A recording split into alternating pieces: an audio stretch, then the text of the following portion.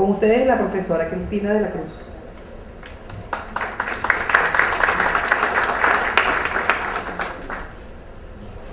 Buenos días.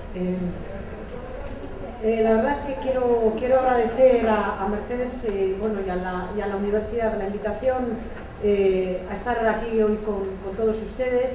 Estoy muy contenta, emocionada, es la primera vez que vengo a Venezuela, a Caracas, y bueno, para mí es como venir a casa, es como estar en casa. Decía el padre Ugalde que a veces mandaban algún anglosajón para entender cómo tenía que, o alguien de Europa. No piensen ustedes que desde aquí me han traído a mí para decirles qué tengo que hacer, porque bueno, yo siempre que vengo pues hablo, me quedo siempre impresionada, porque bueno, pues vosotros no sabéis lo mucho que nosotros tenemos que aprender de la cantidad de iniciativas y de enfoques, sobre todo del enfoque, ¿no?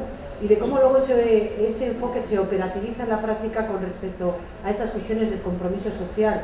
Nosotros todavía estamos, bueno, pues en una fase muy preliminar, de la que es muy probable que no salgamos, a no ser de que hagamos un esfuerzo institucional a base de darnos cuenta de lo mucho que nos queda por hacer en un contexto que está cada vez más necesitada de la presencia de la universidad en el mismo, en un contexto de crisis económica, pues que ha puesto en evidencia, por lo menos desde el contexto desde el que yo vengo, pues las grandes desigualdades que hay también en nuestras sociedades, en las que yo vivo. Mi universidad, la Universidad de Deusto, es una universidad hermana, es una universidad también de la Compañía de Jesús, está en el norte de España, en Bilbao, y desde allí pues yo llevo muchos años, gracias a Dios tengo la suerte de colaborar pues con todo el equipo de responsabilidad social universitaria de la red Aushal, y aquí cuando llego pues a América Latina en el marco de estos proyectos de responsabilidad social universitaria, pues al final lo que voy encontrando son cada vez más amigas y amigos, y la verdad es que estoy encantada. Vengo emocionada y me marcho siempre emocionada y con una voz que hago llegar con insistencia a mi universidad de lo mucho que todavía tenemos nosotros que hacer y aprender de lo que estáis haciendo aquí. Yo he preparado una ponencia, está el texto escrito creo que en el material que os han facilitado, y bueno, sobre esa cuestión yo quería compartir algunas reflexiones aquí sobre cómo es la educación de la responsabilidad social, o toda esa educación, y cómo tiene que ser el enfoque de eso que venimos llamando la formación integral en nuestras universidades, esa formación integral de la que estas iniciativas de responsabilidad social universitaria son una parte más, pero que también pues conviven con otro tipo de iniciativas, como puede ser, por ejemplo, asignaturas relacionadas con la formación filosófica, o la formación antropológica, o la formación teológica, etcétera, etcétera, y que forman parte de un programa que en las universidades venimos llamando formación integral o formación humanística. Entonces, o formación ética, o formación cívica, o formación ético, tiene múltiples denominaciones. Y yo quisiera compartir con todos ustedes una reflexión sobre estas cuestiones. Entonces, bueno, lo hago desde una perspectiva un poco crítica, no tanto por lo que se deja de hacer aquí, sino, claro, yo lo pienso desde mi propia realidad y desde lo que se deja de hacer allí. Entonces, la perspectiva de análisis es crítica, y planteo pues algunas orientaciones sobre cómo creo yo que se debería de articular esto en la práctica en nuestros contextos. Entonces, empiezo señalando que, bueno, pues eso que actualmente denominamos la educación de la responsabilidad social, eso que nos preocupa tanto, suele quedar integrado en nuestras universidades de manera generalizada bajo un epígrafe de carácter muy genérico que recibe el nombre de formación integral. Esa formación integral es un tipo de educación que tiene una dilatada y controvertida historia en el ámbito de la formación universitaria. De ahí que reparar en las buenas prácticas existentes sobre esta cuestión en nuestras universidades, que es lo que nos ocupa en este evento, sea, además de una tarea necesaria, una tarea igualmente compleja por los distintos avatares que dichas prácticas han tenido a lo largo del tiempo en nuestras universidades. De manera general, cabe decir que el interés por incorporarla como parte nuclear de la educación superior está más presente, y también de manera más desigual, en la misión universitaria de aquellas instituciones donde la identidad y la misión tiene un peso importante. Sin duda, un análisis más riguroso que el que aquí se presenta permitiría identificar numerosas iniciativas y prácticas de responsabilidad social, más o menos formales, con más o menos apoyo institucional o con distintos niveles de articulación que surgen en nuestras universidades con el ánimo de promover espacios para esa formación integral, eso que llamamos y que tanto nos preocupa y que es la formación integral. Ese análisis nos permitiría, por ejemplo, distinguir la importancia de la variable contextual. No es lo mismo, yo lo veo cuando yo hago muchos análisis de prácticas en distintas universidades y me doy cuenta de que la manera en la que se está promoviendo esa formación integral en las universidades es muy distinta. Hay contextos, por ejemplo, como digamos de manera generalizada el de las universidades jesuitas aquí en América Latina, donde el tema de la participación social o la participación comunitaria tiene más preeminencia y más importancia que en otros contextos. Por ejemplo, en el mío no ha empezado a preocupar hasta hace un par de años y únicamente, por ejemplo, en las universidades jesuitas donde o confesionales, donde está presente. Pero en la universidad pública, por ejemplo, todo lo que tiene que ver con todos esos programas de participación social no están, son prácticamente inexistentes. Sin embargo, en otros contextos, pues se preocupa más, por ejemplo, por la formación integral y la incidencia que pueda tener en la experiencia profesional de los estudiantes. Y les preocupa mucho, por ejemplo, la formación que puedan tener en deontología profesional, en que sean profesionales, que conozcan bien cuáles son los códigos de conducta de sus profesiones, etc. Y eso en mis universidades, en las universidades del contexto europeo, es algo más presente. También aquí, pero digamos que si tuviésemos que poner el énfasis, pues se ven diferentes tendencias. Entonces, la motivación de la universidad hacia determinados procesos relacionados con la educación de la responsabilidad social o esa formación integral es, bueno, pues distinto. Influyen muchas variables, por ejemplo, el carácter público o privado de la universidad, el reconocimiento de su función social, que no todo el mundo reconoce la función social de una determinada manera o no, la financiación para la promoción de estas iniciativas. Todas estas cuestiones son algunos de los condicionantes que permiten entender el distinto rumbo que ha tenido el cultivo de la formación integral en el ámbito universitario. Paradójicamente, bajo esa denominación, prácticas de responsabilidad social universitaria, se cobija todo aquello que en la universidad no tiene que ver estrictamente con la formación disciplinar. Y ahí es donde empieza a tornarse problemático este asunto. Porque no es algo que no tiene que ver directamente o de manera general con la formación disciplinar, que es lo que parece que preocupa a las universidades. Lo ha dicho muy bien el padre Ugalde. La correspondencia entre el reconocimiento de su importancia y su efectivo lugar en los currículum es muy desigual, precisamente por este motivo. Se dice, por ejemplo, y se admite, que la educación de la responsabilidad social es un elemento nuclear y distintivo, pero en realidad, cuando se concreta en la práctica, remite a iniciativas con poca entidad, no suficientemente articuladas, teniendo incluso a veces un carácter residual y siendo casi siempre motivo de airadas disputas en la mayoría de los departamentos universitarios, por lo mucho o poco que eso, lo integral, merma una malla curricular cada vez más ajustada y menos disciplinar. Ese plus que aporta el cultivo de la responsabilidad social es lo que permite entender la formación universitaria como formación integral.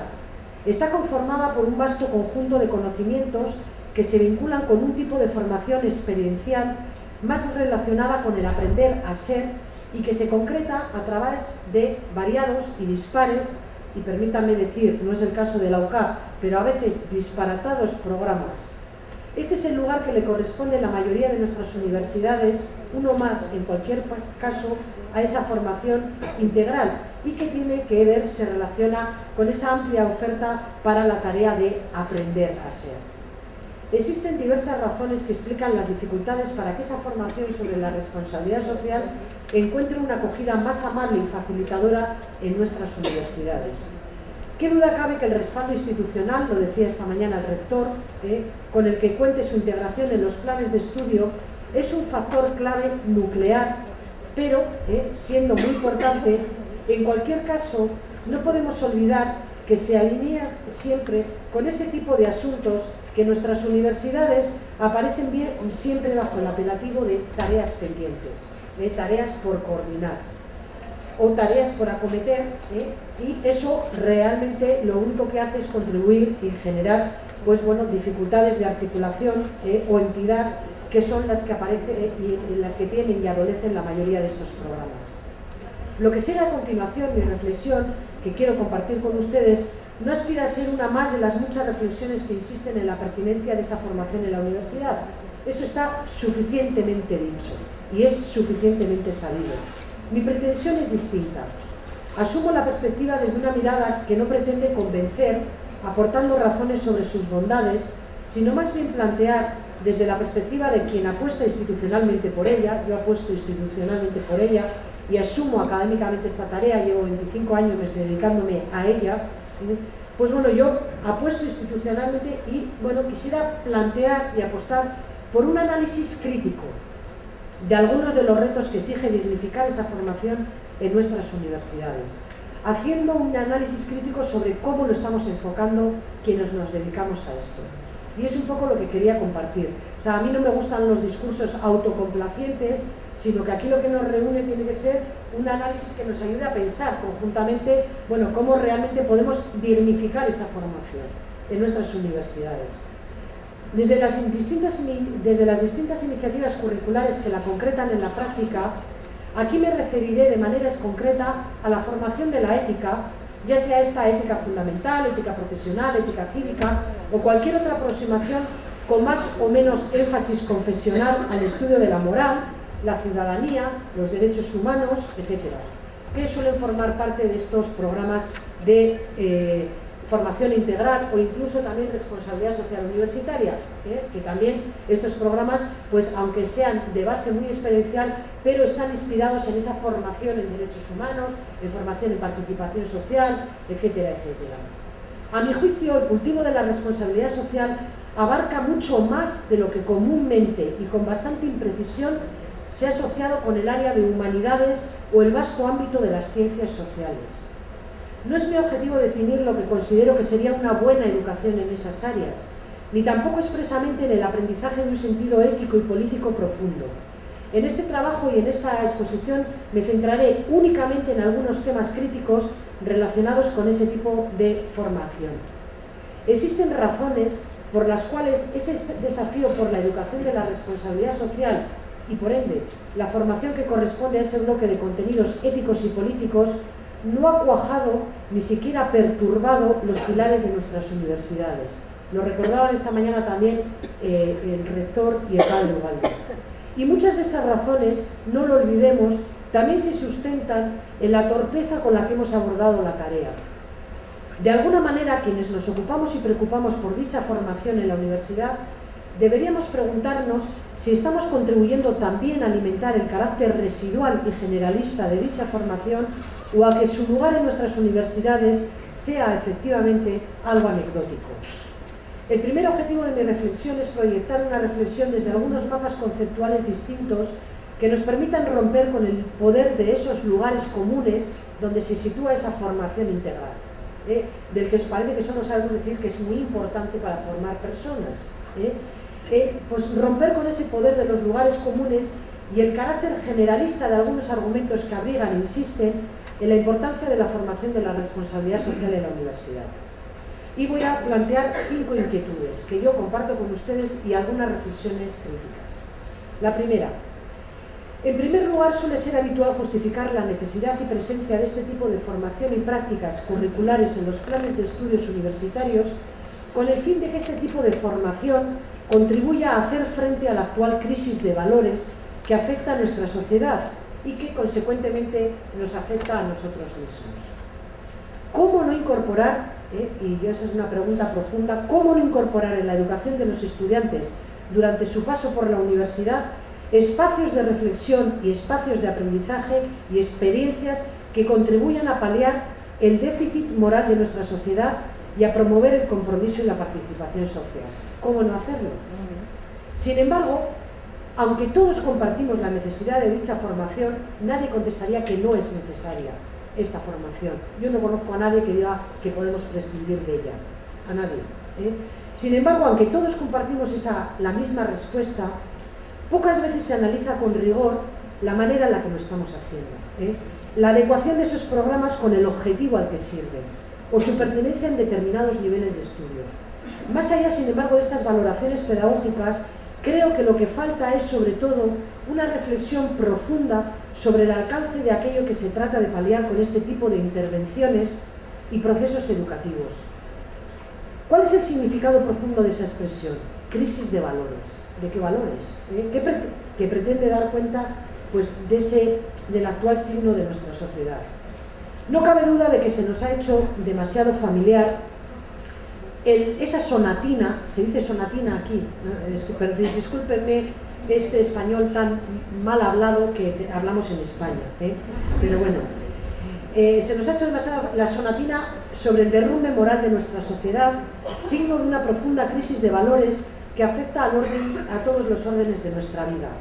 Y puedo señalar muchos ejemplos: la corrupción política, en España es el number one, la desafección ciudadana, en mi contexto es el number one, el individualismo exacerbado, la mercantilización de la felicidad, de nuestros proyectos de vida, el consumo desaforado, el desinterés, la indiferencia, la falsa tolerancia, la incapacidad de reconocer lo que nos debemos unos a otros, son ejemplos de esas fallas a las que se recurre para reforzar el diagnóstico de la enfermedad moral de nuestras sociedades y justificar, si es que cabe justificarlo aún más, incluso si es necesario seguir justificando, la necesidad y pertinencia de la formación ética y política en nuestra universidad.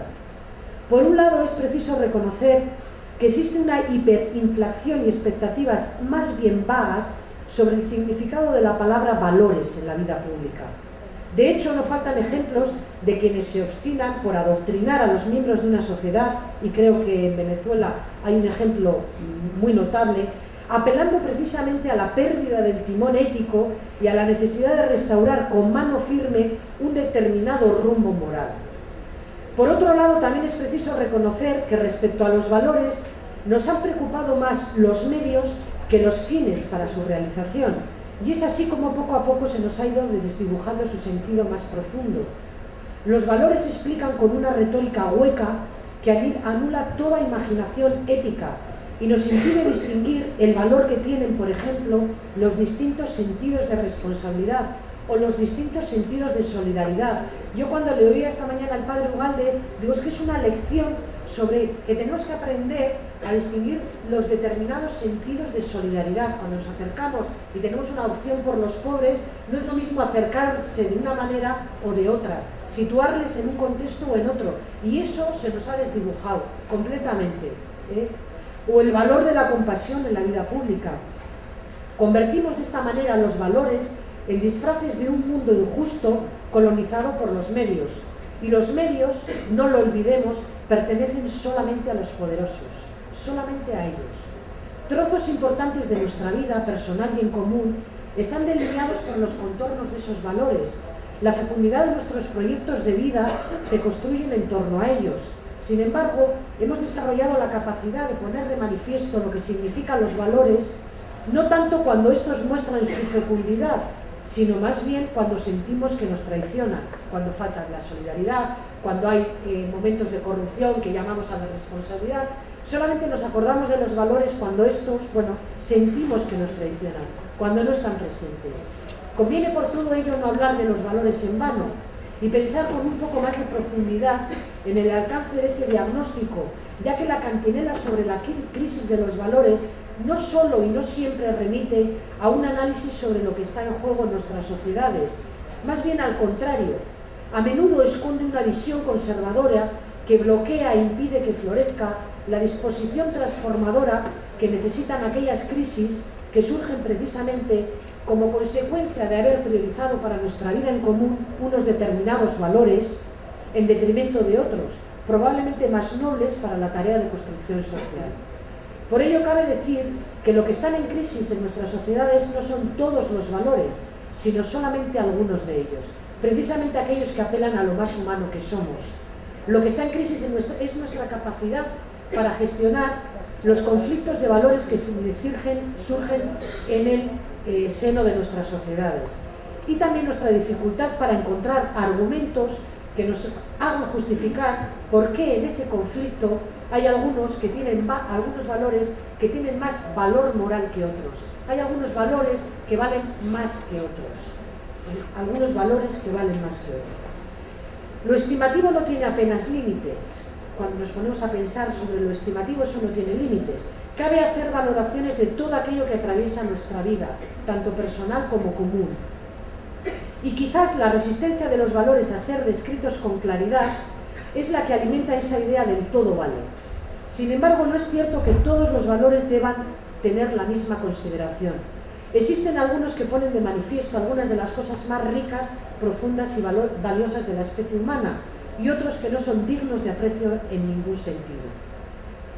A nadie se le escapa, como nos recuerda un filósofo, Rorty, que es mejor ser solidario que cruel. Esto lo saben sobre todo las empresas, que saben que para ser más competitivas les conviene colaborar, ser solidarias, pero solamente entre ellas. Es mejor ser solidario que cruel. Esto es algo que se sabe perfectamente. Pero cuando perdemos de vista el rastro de la injusticia, nuestra capacidad para reconocerla y despreciarla, los valores se convierten en una máscara vacía, en una herramienta útil solamente para intelectuales ociosos. Por eso conviene recordarnos de vez en cuando la importancia de apostar por algunos de ellos en estos tiempos de descrédito e increencia.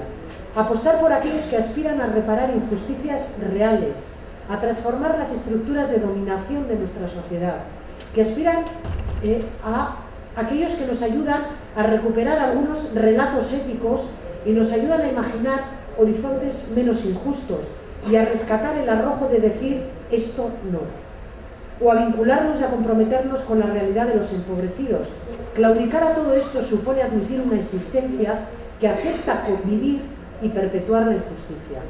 Por eso, antes de esperarlo de nuestros propios estudiantes, una tarea pendiente e importante de la formación integral tiene que ver con aquello que está relacionado con la clarificación conceptual y con la configuración de cierto elán ético.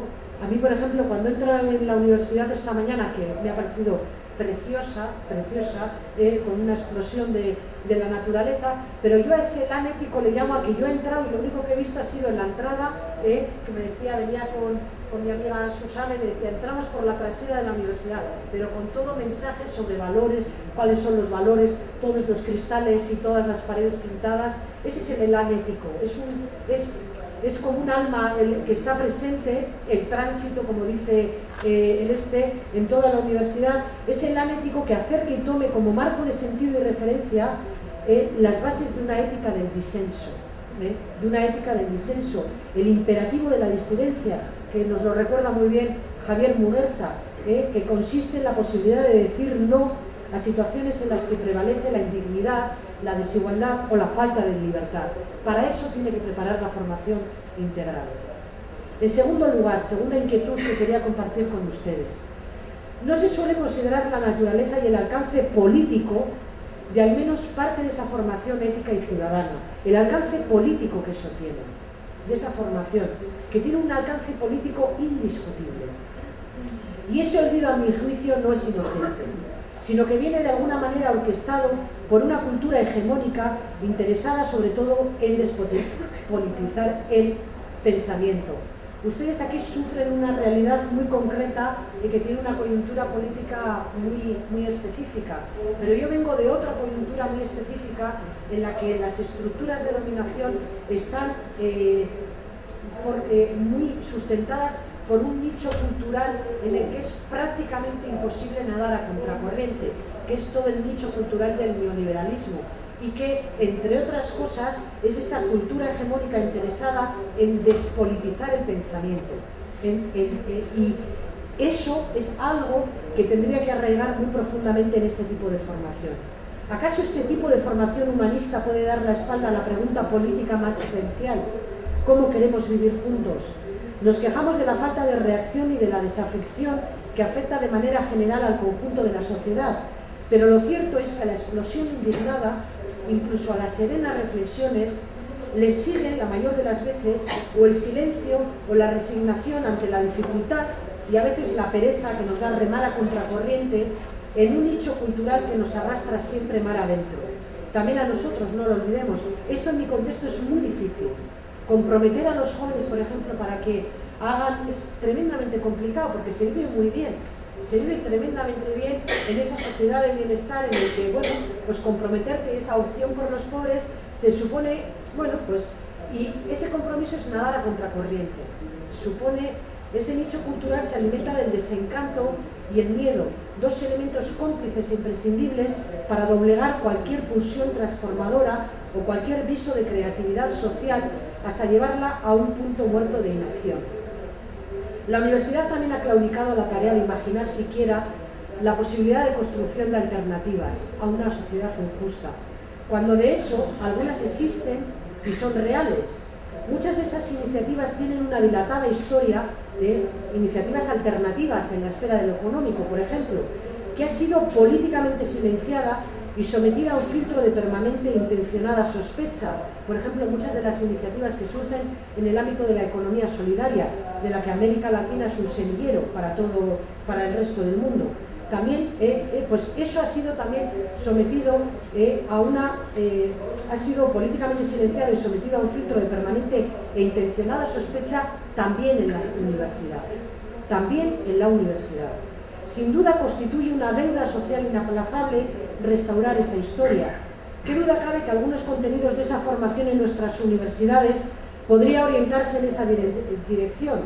En un contexto como el actual es preciso reivindicar no solamente otros actores y otras alternativas, sino también otras racionalidades, otros modos de pensar.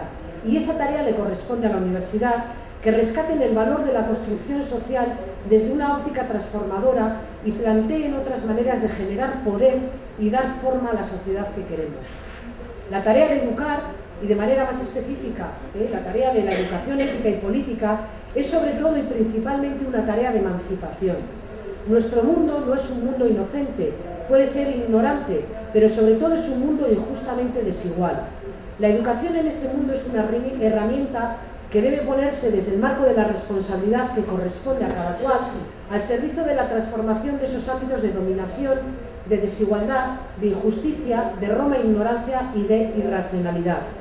La educación es un momento de realización de la ética y por eso la educación es un proyecto político. Y este tipo de educación es una manera de operativizar a través de distintas prácticas ese proyecto político. Esa tarea de educar pues está relacionada con la responsabilidad de promover a través de estos procesos capacidades para el ejercicio de una ciudadanía activa, responsable y comprometida en un contexto en el que la práctica de la ciudadanía remite a bienes de justicia y su formación corresponde a eso que venimos llamando educación cívica o educación política. La participación, este tipo de programas, y el compromiso ciudadano en la vida pública exigen responsabilidades y crea bienes relacionales, bienes de justicia y bienes relacionales. A través de estos programas también lo que estamos es generando bienes relacionales. Ese tipo de formación que corresponde a lo que venimos llamando una educación de la proximidad o de la proximidad del prójimo. Un tipo de educación que exige que esa dimensión social, el aprendizaje de la misma, sea inherente a ella misma. Educar en el alcance político que tiene la vida en común es un objetivo clave que debiera estar en la base de esa educación ética en nuestras universidades. Una educación ética para la construcción social que genere capacidades para asumir colectivamente y con un profundo sentido ético los problemas que tenemos hoy como sociedad. Resulta esperanzador recordarnos hoy que no existe una única manera de organización de lo común, y por eso es preciso educar para ser capaces de leer otras señales de la realidad y aprender a tejer esa vida en común sobre estructuras y redes de confianza que nos atan a los demás y generan bienes relacionales básicos para esa vida en común. En tercer lugar, tercera inquietud, es preciso también recordarnos y rescatar la importancia del pensar. A mí esto me preocupa profundamente, y también se ha convertido casi en un lugar común, lo del tema del pensamiento crítico, pero dices, bueno, a menudo lo que nos causa inquietud e incertidumbre es no saber cómo hacer frente a las consecuencias que tiene para la vida de las personas el mundo que hemos construido. Y esto, por ejemplo, es algo que yo me pregunto muchas veces. Yo enseño desde hace muchos años a estudiantes que en 4 o 5 meses se van a incorporar al mercado laboral Y yo siempre pienso, digo, si realmente ellos van a saber frente a hacer algunas bueno, pues de las cosas con las que se van a encontrar, ¿no? Y me lo pregunto muy a menudo. No podemos olvidar algunos, también pienso que es preciso no olvidar que existen algunos elementos estructurales que dificultan casi por completo cualquier impulso transformador. Y por eso es muy difícil luego esperar que los demás, nuestros propios estudiantes, pues operativicen ese cambio, ¿no? Porque hay elementos estructurales que están muy anclados en ese contexto. Por ejemplo, la cultura hegemónica del capital es la principal responsable de los efectos de uno de los factores estructurales que más dificultades plantea a la tarea de pensar. Y me refiero, por ejemplo, a la dispersión. La dispersión es un factor estructural que borra los horizontes de sentido. Y les voy a poner un ejemplo para que me entiendan cómo lo que quiero expresar con esto. Porque es algo que nos pasa a todos. Es como una especie de... Piensen ustedes cómo navegan en Internet. Cómo se sientan un día a navegar por Internet con la idea de buscar algo, una información útil. Y piensen la cantidad de estímulos que tienen en la página que están viendo. Inmediatamente pinchan otra cosa que les ha llamado la atención. Y entonces empiezan a leer otra cosa. Y tal. Y es que nos pasa a todos. Y entonces empiezas a ver y dices, espera, mira, y esto qué interesante, ¿no? Pum, y pinchas. Y vienes, bien, y te enredas un par de horas. Y es un ejemplo muy claro de dispersión, o sea, y es un signo de nuestro tiempo, que es una manera en la que yo no sé de qué manera es, pero que interesa que sea así, porque lo que se evita con ese elemento de dispersión es quedarte en lo profundo, analizar, o sea, el sentido de lo profundo, o centrarte en esa tarea principal. Y muchas veces cuando uno va buscando determinado tipo de cosas, al final incluso olvidas a lo que ibas a buscar. O por ejemplo, cómo son ahora las relaciones, y este elemento de la dispersión lo pienso mucho, cómo son las relaciones, por ejemplo, afectivas entre las personas. Pues están basadas en algunos elementos en los que damos tan poco valor a los lazos de confianza que atamos, que son absolutamente dispersas. Los lazos, por ejemplo, que nos vinculan a lo que es una amistad verdadera, lo que Antonio Machado llamaba un amigo verdadero. Pues, ¿qué es la amistad? O también el hombre verdadero de San Agustín, o sea, ese marco de relaciones. Pues eso es muy importante y es algo que en la sociedad que nosotros vivimos está caracterizada por ese elemento de la dispersión, que borran los horizontes de sentido, incluso la posibilidad de proyectar otros horizontes de sentido. Sus efectos consiguen que los lazos sociales resulten cada vez más débiles, inestables y heterogéneos. Actúa como un éter social que fragiliza y rompe la estabilidad de vínculos que hasta ahora servían de referencia para nuestras estrategias de pensamiento y análisis. De ahí la importancia de la audacia del pensar. Yo les digo a mis estudiantes que pensar es una tarea a día de hoy de personas audaces, que realmente quieren pensar, y que supone atreverse a pensar colectivamente, y en profundidad, con el fin de ¿qué? De rescatar el valor práctico del pensamiento, algo que, sin ser exclusivamente utilitario, está al servicio del hacer.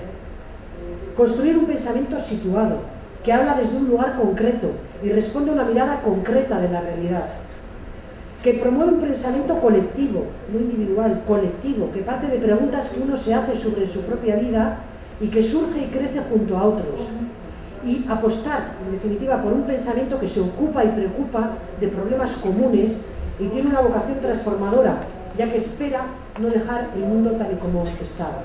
Bueno, pues sobre todo esto también forma parte, bueno, pues algunas de las capacidades que deberíamos de incorporar en mi currículum en este tipo de formación.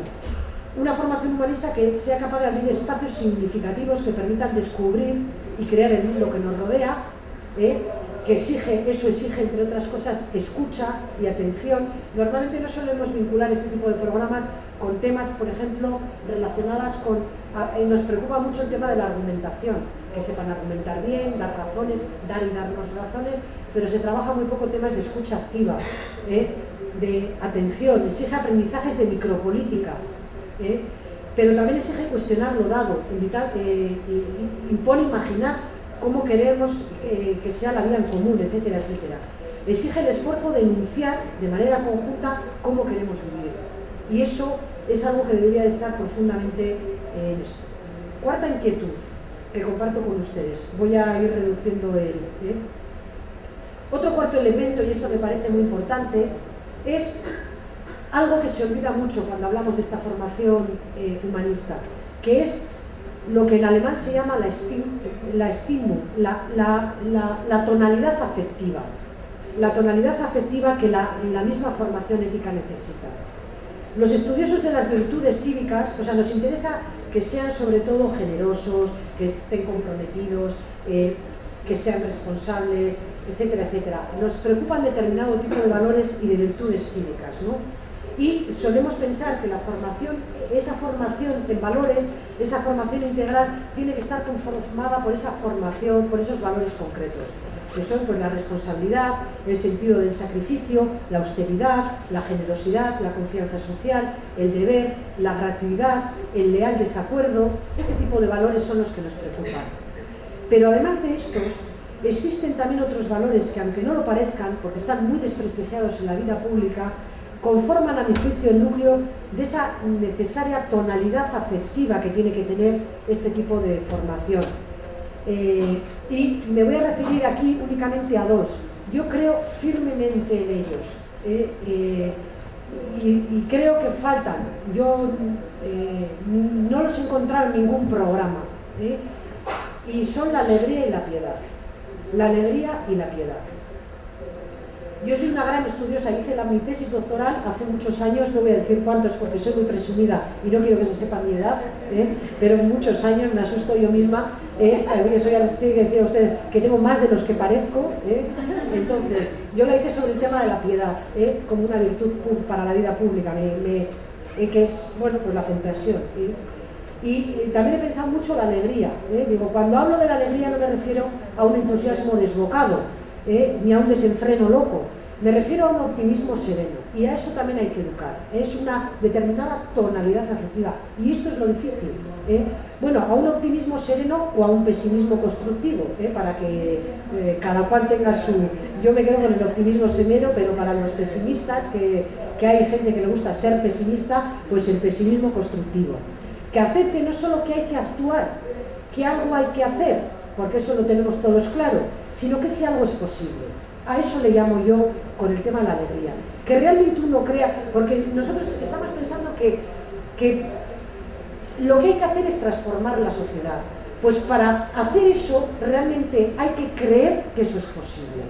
Y eso hay que hacerlo con determinado tipo de tonalidad afectiva, con una disposición a que, con pequeños pasos, pero que es posible, y no solamente que es posible, sino que eso también depende de uno. Depende de uno. Yo defiendo una ética ingenuamente ilusionante frente a quienes se empeñan en rescatar los valores para la desesperanza, subrayando que el mundo es un desastre, o frente a quienes se empeñan en rescatar los valores para el escepticismo, culpando de los males de este mundo a una especie de azar cósmico sobre el que nada podemos hacer más que sentir impotencia. Alejada de su contenido religioso, reclamo la piedad como una de las virtudes públicas más esenciales para completar la siempre insatisfecha justicia. ¿Cómo hacemos avanzar la justicia? Pues a través de elementos que nos permitan identificar injusticias y ante las cuales digamos que no. Y eso que mueve a la justicia es la piedad. El reconocimiento de una injusticia inmerecida por otra persona, eso y no otra cosa, es la piedad. La piedad pertenece a ese rango de virtudes que están orientadas a la perfección moral de las personas, a la conquista de su excelencia, a la ganancia en humanidad para la humanidad entera. La piedad se dirige al hombre como tal y requiere de una disposición reflexiva y deliberada hacia el sentir con el otro. No se fija únicamente en la miseria humana, ni tampoco se recrea solamente en lo común del dolor o la desgracia de las personas. La piedad brota también del reconocimiento de la grandeza humana, de lo grande que es el hombre. Sin grandeza humana no podríamos lamentar la dignidad amenazada de las personas. Si lo que esperamos es que nuestros estudiantes aprendan a ser, desde algunas de las coordenadas que nos ofrece que aprendan a ser, desde algunas de las coordenadas que nos ofrece la ética, quizás convenga empezar precisamente por tomarse en serio, como exige esta tarea de la formación integral. Y permítame que recuerde un poema de Ángel González. A mí me gusta mucho la poesía. Ángel González es un poeta español que expresa bien la idea que quiero transmitir. Tiene un poema y refiriéndose a la palabra de amor escribe lo siguiente: pronunciada primero, luego escrita, la palabra pasó de boca en boca, siguió de mano en mano, de cera en pergamino, de papel en papel, de tinta en tinta. Al final de esta cadena aparece por fin el personaje con una conclusión evidente. Y así acaba el poema. Yo la recojo. Yo no sé expresar mejor cuál es la fuerza de la palabra ética más que con este poema de Ángel González. La fuerza constructiva de la solidaridad, su fuerza transformadora, reside en que alguien la recoja. Mientras no haya alguien que la recoja, sus palabras serán inútiles, incluso las palabras de quien las enseña. Y en ese sentido, la alegría y la piedad son virtudes que llaman a mantener nuestra capacidad de espanto o de sorpresa, nuestra capacidad de indignación cuando el sufrimiento inmerecido, el dolor o la injusticia aparecen trivializadas ante nuestros ojos. Tengo otro quinto punto que habla sobre el valor de la ética y del fin y de los medios, que lo voy a saltar para acabar ya finalmente porque creo que me estoy alargando demasiado.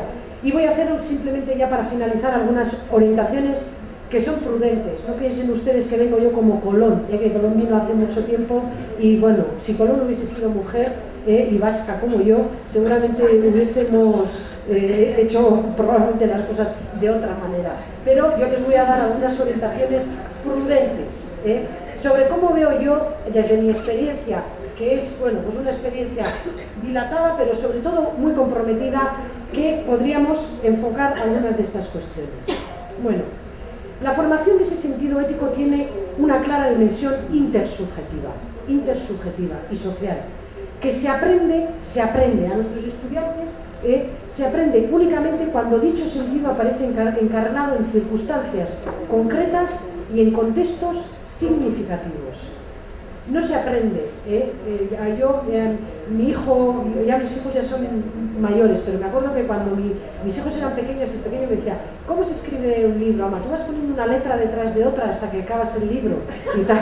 Pues digo, y yo siempre me acuerdo de eso cuando digo, ¿cómo pensamos que vamos a enseñar a nuestros estudiantes, por ejemplo, a ser responsables, solidarios y tal? Diciéndoles una palabrita detrás de la otra, o sea, escribiendo, y al final escribimos el libro de... No. Se aprende únicamente cuando aparece encarnado en circunstancias concretas y en contextos significativos.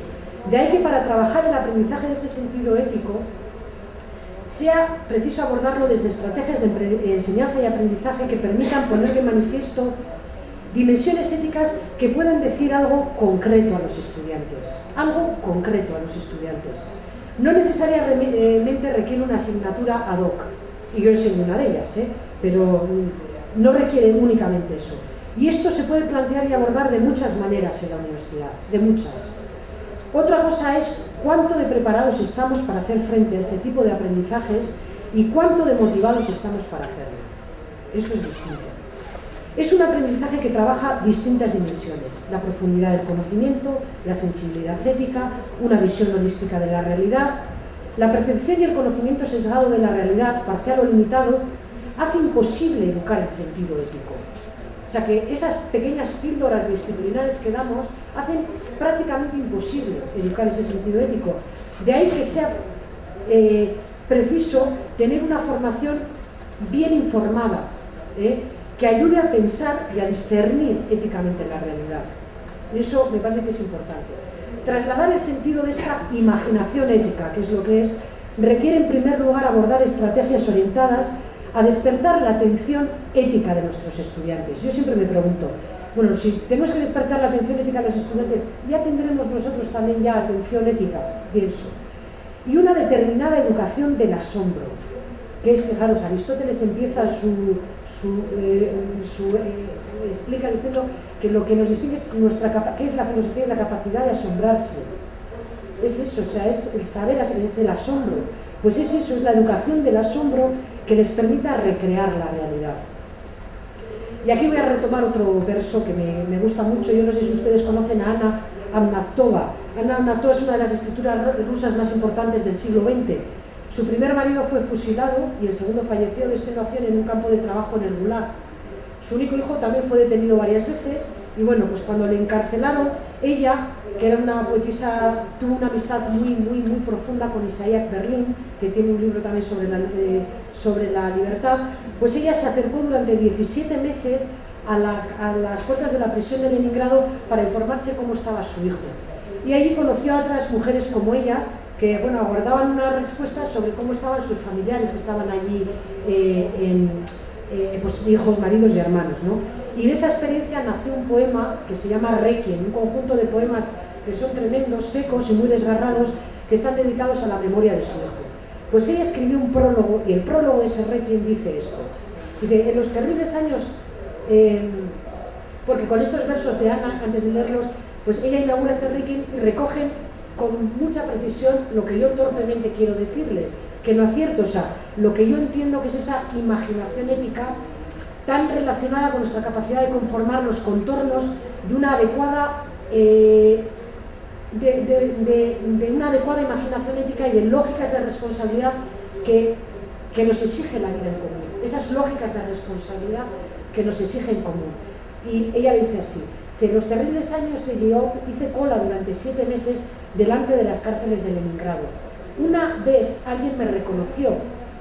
Entonces, una mujer que estaba detrás de mí, en la cola, con los labios azulados, que naturalmente nunca había oído mi nombre, despertó del entumecimiento que era habitual en todas nosotras y me susurró al oído. Allí hablábamos todas en voz baja. ¿Y usted puede describir esto? Y yo dije, puedo. Entonces, algo como una sonrisa resbaló en aquello que una vez había sido su rostro. Yo en el texto que escribo he subrayado la palabra puedo. O sea, que alguien te diga, dice, y usted puede, a esta decir, ese puedo es lo más fundamental que tiene que haber, o sea, como un indicador de evaluación, o sea, que alguien se preste a esa tarea. Esa primera aproximación asienta las bases para el progresivo reconocimiento de nuestra responsabilidad individual y colectiva ante esos retos éticos. Esto exige, desde educativamente, pues abordar estrategias orientadas hacia la madurez de la sensibilidad ética, poniendo el foco en los más fragilizados, iniciativas encaminadas a la educación acerca de lo común que permiten identificar cuáles son los bienes de justicia, pero también los bienes relacionales que se protegen a través de distintas dinámicas inherentes a algunas de las virtudes públicas como la responsabilidad o la solidaridad. Es decir, porque al final lo importante no es ser solidario, sino lo que se protege, qué bienes relacionales se protegen a través de la práctica de la solidaridad, o qué bienes de justicia se protegen gracias a la práctica de la responsabilidad. Eso es lo que hay que educar profundamente a nuestros estudiantes. Una formación integral que se plantee como uno de sus objetivos ahondar en la sensibilidad ética. Y, bueno, pues ahondar, esto implica ahondar en el sentido ético inherente a cada esfera de acción social. Es decir, en cada una de las cosas que nosotros hacemos hay un sentido ético inherente a él mismo y hay que descubrirlo. Les voy a leer otro poema de Antonio Gamoneda, que también le dieron un premio en España, es otro poeta. Por ejemplo, el sentido ético inherente que hay en el amor, porque siempre pensamos como en grandes, es decir, pero en el amor, en el ámbito de las relaciones, ya ven ustedes que me ha dado por el amor, por algo será, pero bueno, les llevo a situaciones en las que, es decir, porque siempre que pensamos en estos temas de la responsabilidad y demás, nos ponemos como en contextos en los que parece que tenemos que educar a ciudadanos, pero es en el marco más profundo de nuestra propia vida, de lo que nos ocurre, ¿no? Y Antonio Gamoneda dice así, yo luego les digo lo que he subrayado del poema, ustedes subrayen lo que quieran, claro, dice así, dice, mi manera de amarte es sencilla, te aprieto a mí como si hubiera un poco de justicia en mi corazón y yo te la pudiese dar con el cuerpo. Y casi ya no sé más. Yo solo aspiro a estar contigo en paz y a estar en paz con un deber desconocido que a veces pesa también en mi corazón. Esa parte final, dice, un deber desconocido que a veces pesa también en mi corazón. Eso es la educación ética, ese, ¿no? Y yo creo que lo habríamos conseguido si efectivamente conseguimos que algo les pese también en su corazón. Bueno, el ciclo de ese aprendizaje, que empezaba por el tema de la atención ética, la sensibilidad ética, se cierra de alguna manera con todo lo que tiene que ver con la creatividad ética, la capacidad de analizar la calidad normativa de las razones que nos damos, que avalan nuestras decisiones, el alcance normativo que tienen, etc. Sobre esto ha trabajado mucho y muy bien Martha Nussbaum, porque es, bueno, pues al final donde todos estamos, ¿no? Pues en la capacidad de darnos razones, de argumentar, de reconocer nuestros marcos de derechos, de deberes, etcétera, etcétera, que es a lo que nos solemos dedicar. Pero fijaros todo lo que hay previamente, y eso es lo que yo creo que, bueno, pues queda un poco, y ya como última idea final, acabo ya con esta, pues bueno, la capacidad de reconocer y valorar los aspectos normativos son elementos cruciales de esa formación, el marco de derechos y deberes, la capacidad de hacer una estimativa de las consecuencias que tienen nuestras decisiones, y esto en un contexto como el actual uno puede decir, esto afecta muchísimo a todos los órdenes de la realidad. Yo siempre pienso en los ingenieros que tienen que tomar decisiones cortas, en el plazo corto, en un contexto de riesgo, sin saber las consecuencias que pueden tener. Pues tiene que aprender a hacer una estimativa de las consecuencias asumiendo determinado tipo de cosas. Todo eso tiene que ver con este tipo de formación. Sopesar deliberada y reflexivamente la justeza de las razones que nos damos, si son razones justas o no. Bueno, pues son, entre otros, algunos de los aspectos que se relacionan con esa base ética que tiene que tener esta formación, el cultivo de la creatividad ética. Y a través de este aprendizaje se espera que los estudiantes adquieran en la universidad profundidad del conocimiento, que sean capaces de identificar, como decía, retos éticos y valorar las respuestas que esos retos éticos exigen. La creatividad ética está relacionada con la argumentación ética, el pensamiento crítico y, bueno, requiere estrategias que permiten valorar la calidad ética del dar y darse razones. Pablo Neruda lo expresó también muy bien, no en un poema, en un discurso. En el año 71 le dieron el Premio Nobel de Literatura y él, cuando fue a recogerlo a Estocolmo, dio allí, ya sabéis que cuando les dan el Premio Nobel dan un discurso, ¿no? Y yo digo, qué poco se conoce ese discurso de Pablo Neruda. Él se lo dieron como un poeta excepcional y él dijo lo siguiente en el estufe: yo escogí el difícil camino de una responsabilidad compartida. Forma parte de su discurso en Estocolmo. El difícil camino de una responsabilidad compartida, porque creo que mis deberes de poeta no solo me indicaban la fraternidad con la rosa y la simetría, lo que les ocupa a los poetas, con el exaltado amor o con la nostalgia infinita, sino también con las ásperas tareas humanas que incorporé a mi poesía. Hace hoy 100 años exactos, un pobre y espléndido poeta, el más atroz de los desesperados, escribió esta profecía: al amanecer, armados de una ardiente paciencia, entraremos en las espléndidas ciudades. Yo creo, decía Neruda, en esa profecía de Rimbaud, el vidente. Yo vengo de una oscura provincia, de un país separado de todos nosotros por una tajante geografía. Fui el más abandonado de los poetas y mi poesía fue regional, dolorosa y lluviosa. Pero tuve siempre confianza en el hombre, no perdí jamás la esperanza. Por eso tal vez he llegado hasta aquí con mi poesía y también con mi bandera. En conclusión, debo decir a los hombres de buena voluntad, a los trabajadores, a los poetas, que el entero porvenir fue expresado en esa frase de Rimbaud: solo con una ardiente paciencia, conquistaremos la espléndida ciudad que dará luz, justicia y dignidad a todos los hombres. Muchas gracias.